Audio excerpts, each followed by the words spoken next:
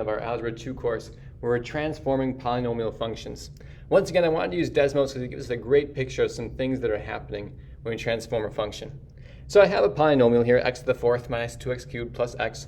Nothing special about this graph, just kind of randomly chose a polynomial to work with. And I want to remind you that this is notated f at x. I'm just going to put that f at x there to kind of show in general terms what's happening. So let's call this function f at x. It's going to have a little error there. Nothing's being graphed. That's all right, though. Let's take a look at what happens if I graph this entire function or multiply this entire function by a number.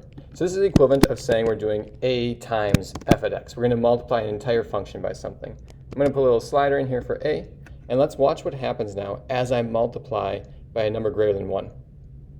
We can see that everything becomes more stretched out and dramatic. We're stretching the function vertically. Notice horizontally, though, if I mark those points, horizontally, those points aren't changing at all. We're still crossing the axis. Our zeros are staying the same.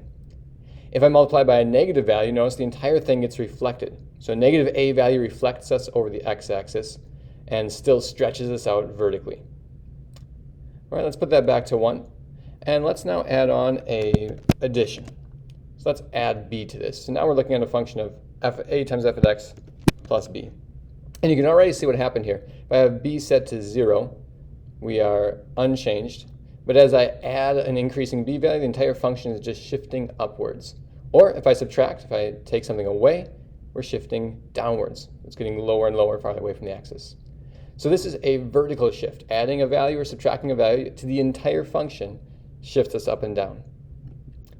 Let's add another slider here for c, and this one's a little bit tricky to put into our graph. But what I'm going to do is multiply every x value by c. So notice every single x value is getting multiplied.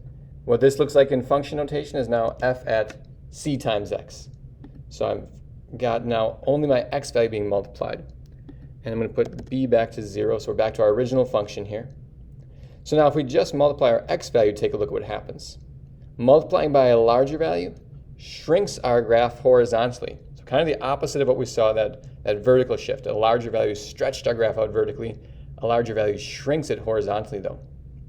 Smaller values between 0 and 1, stretch it out horizontally. You can see if I multiply by 1/2, it's stretched out compared to what it originally was. And with a negative value, we see a horizontal reflection too. So here's -1 compared to +1. We can see that reflection taking place over the y-axis. Again, that's a horizontal change, and it was only applied to the x's. Every x value got multiplied by something. And let's make one more change in here. This time I'm going to add only to my x value.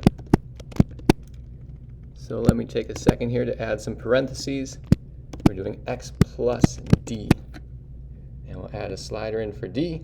So in our function notation, now again, this is showing just something being added to all the x values of the function. And as we add to d, we shift to the right. Again, kind of opposite of what we'd expect. Adding to x shifts us to the left, towards the negative values. Subtracting a value from x shifts us to the right, increasing values. So what we're seeing is that changes just apply to the x. When I multiply all the x values, when I add to the x value, are horizontal changes to the graph.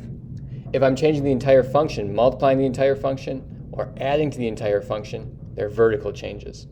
And of course, multiple of these transformations can be applied. I can have multiple shifts taking place, vertical stretches, along with horizontal compressions or stretches taking place as well. It's not just one or the other.